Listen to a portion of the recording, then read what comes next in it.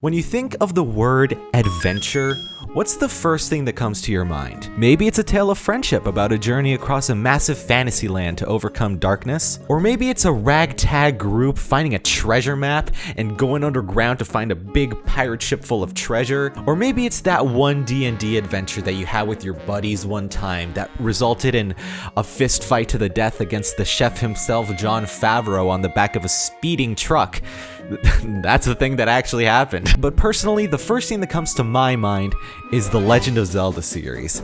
Just the whole thing. I love this thing. This is probably my favorite thing. Each game is its own special adventure and experience that just begs to be experienced. But to be more specific, the first thing that comes to my mind when I think of the word adventure is a little game called The Legend of Zelda: Ocarina of Time. Ocarina of Time is one of the most celebrated games of all time, and I think we all know that already. It helped pioneer and refine the 3D adventure game while also breaking new ground and showing what was possible for a video game to really accomplish. I don't think it's too much of a stretch to say that without Ocarina of Time's legacy, we wouldn't have gotten extraordinary game experiences like the Dark Souls series, or the Witcher series, or Bug Snacks, or any of these other frickin' games. You can love the game, you can hate the game, you can be generally indifferent to the game, but it's sold like 1 billion copies, and it cemented itself in the Rock and Roll Hall of Fame, like right next to Brian May, Eddie Van Halen, probably Pac-Man World 2. So when you release the world's most critically acclaimed gaming masterpiece, how in the re-dead humping did dongo bombing fuck do you follow that shit up? Do you create an even bigger adventure that tops the last one? Do you go back to the world that we just came from and try to show a new side to all the magic that we experienced? Or do you drop all that shit and do something completely different? The Legend of Zelda: Majora's Mask is a game that I would consider to be Nintendo's somber, intimate gaming masterpiece. The game didn't seek to outdo or be an epic adventure like Ocarina of Time.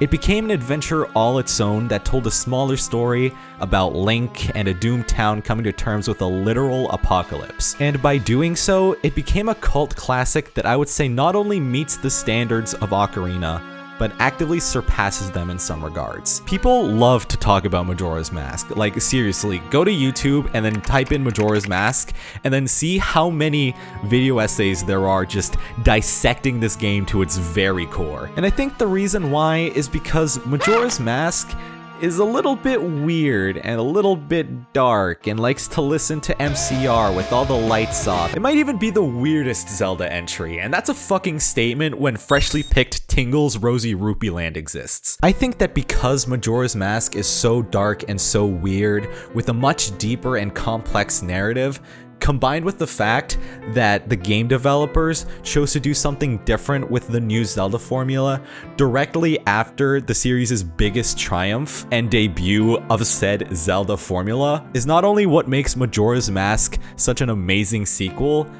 but a game that above all other Zelda games is so special and irreplicable. And that's what we're going to be talking about today. Now, I'm probably going to be spoiling some stuff from both Majora's Mask and Ocarina of Time, so if by some reason you don't know what happens in either of these two games and care about that, now's your chance to make like Linky Boy over here and side hop away from this video to play these fucking excellent games and maybe listen to some MCR. With all that being said, buckle up, Wildcats, cause shit's about to get real.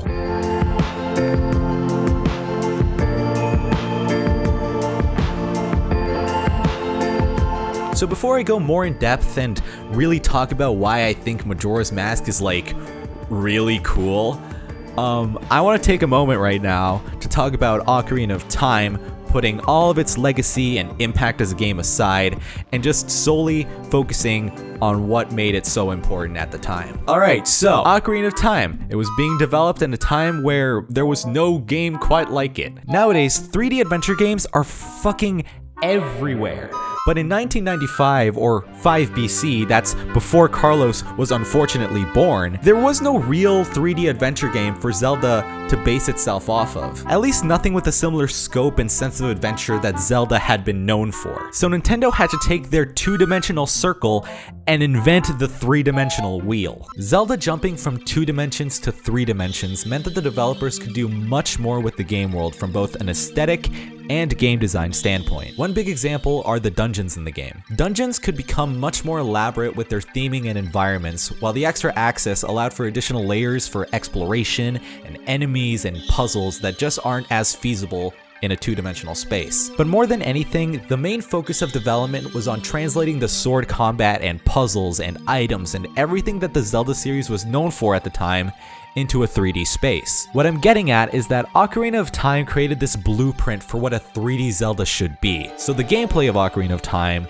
is bare bones and didn't do anything too drastic in terms of gimmicks like future Zelda games did. But what Ocarina of Time did do was give you ample spaces and varying environments with different toys and enemies to play around with and to explore this vast new Hyrule however you wanted. Like, hell yeah, bro, I'm gonna go inside a fucking whale and fight whatever this pulsating organ that just vored my fish girlfriend is. So since the focus of Ocarina of Time was on the gameplay, the story is pretty simplistic and your typical Fantasyland stuff that the previous Zelda games also kinda had. You know, like, boy saves princess and her kingdom by defeating evil. Boom, done. Ocarina of Time, everybody. We've all seen this story before, and even during an Iwata Asks interview, Eiji Onuma, who's like the Zelda boy, said that on the level of the script, the story isn't actually that epic. It feels epic because everything you experience within the game is added to the story. This story feels adventurous and epic because you, the player, are doing everything in the game world and it's directly affecting the story, which is like the magic of video games. Also, Ocarina of Time like introduced a fucking myriad of like really cool Zelda lore, like Kokiris and Sheikahs and the fucking Gorons, and I love the Gorons. They're like my rock boys and I love them. And I'm getting off topic, but I really wanted to mention them. Alright, so you just played through Ocarina of Time. You just watched Ganondorf fucking digivolve into this big pig cryptid type shit. You just stabbed him in the face and our girl sends us back in time to relive our childhood. You just watched your annoying as fuck pet circle named Navi fly into the sun-basked windows of the Temple of Time. You turn around, exit center stage, fade to black, boom. You just finished Ocarina of Time. Damn, wasn't that a fucking adventure? Now what? あ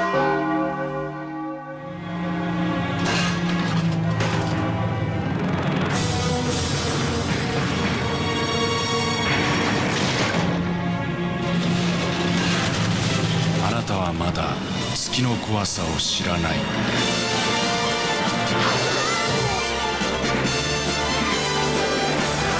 任天堂64ゼルダの伝説ムジュラの仮面。 So Eiji Onuma, I mentioned him earlier, the dungeon designer gone game director on the next Legend of Zelda game, had only a year to finish the follow-up to Ocarina of Time. Now, I don't know if you know this, but 1 year to make a video game isn't a lot of time. And this wasn't just any game. This was the sequel to this fucking Gaming Goliath. And Onuma knew that in order to meet the 1 year deadline, the game needed to be smaller, which of course was gonna upset a lot of the people who just got their shit rocked by this adventure. So in order to bridge together this hot new 3D Zelda experience that players were really anticipating, with the limited time and resources that Onuma's team had, they really needed to get clever with how they made this game. And clever doesn't even begin to describe it. Like I said earlier, the reason that I think Majora's Mask is such a good sequel can essentially be boiled down to the fact that it didn't try to outdo Ocarina of Time in any capacity, because it couldn't. No matter what, people were gonna be upset that this game didn't live up to the same scale and adventure that Ocarina of Time delivered to them. So instead, Majora's Mask just decided to do its own little thing by building off the foundation laid by Ocarina of Time. Except instead of building up on Ocarina of Time's back to form like this proverbial gamer tower, it decided to build fucking sideways and like do a sick loop-de-loop. So here's reason number 1 why I think Majora's Mask is like a pretty sick sequel.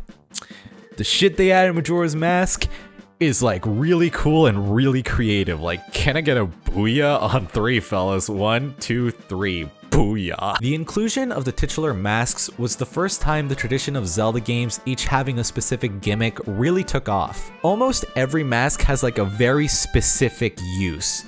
Like, there's one that lets you talk to frogs, there's one that lets you run faster, there's one that turns you into a Pied Piper that's capable of causing baby chicks to age at a horrific rate. So even just messing around and seeing what was possible with each of the different masks was already super fucking fun. And this is especially prevalent with the 3 transformation masks, because each different form of Link had like a different playstyle and different things they could do, and it was really great. And not only did they add all of these fucking masks, but they also added the super quirky feature where you constantly feel the ever-present looming dread that the world will soon be crushed under the weight of a cracked out moon. Reason number 2 why Majora's Mask is freaking coolest and sick sequel: the 3 days, homie.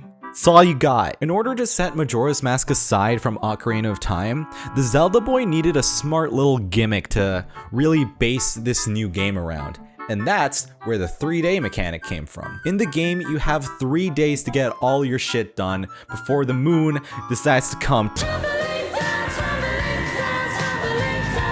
It's impossible to finish the game in a single cycle. There are certain events that you have to trigger before you go to other events, and those happen on completely different days, and it's...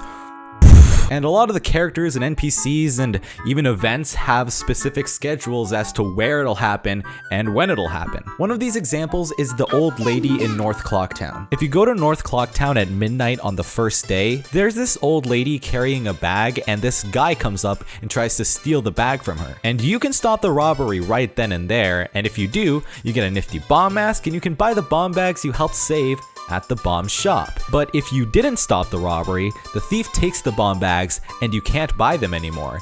And that shit is really fucking cool for a game that came out in 2000. Also, you can fucking murk the goddamn thief by shooting him with an arrow, which causes him to explode, which I find very funny. And at around the same time that all this old lady shenanigans happens, there's also the Romani Ranch mission, where a bunch of aliens come and try to abduct their cows, which produce award-winning milk. I told you this game is fucking weird. And all this is happening on the first night, but there's a boulder blocking the entrance to the ranch that doesn't get cleared up till the 3rd day. So by the time you even get to the ranch by waiting, Romani's already been abducted by aliens. So unless you find a way to get there on the first night, this bitch is getting lobotomized. But no matter how much stuff you do or how many people you save or explode, everything gets rolled back to 0 the moment you play that Song of Time. So it ends up being like this Edge of Tomorrow, live, die, repeat type beat where it's super fun, it's really interesting, and it beautifully blends in with the tone of the entire game. And not only does this game have all these new masks and this new 3-day mechanic, it also has all the other shit that makes Zelda super cool and all the stuff that they carried over from Ocarina of Time, like all the items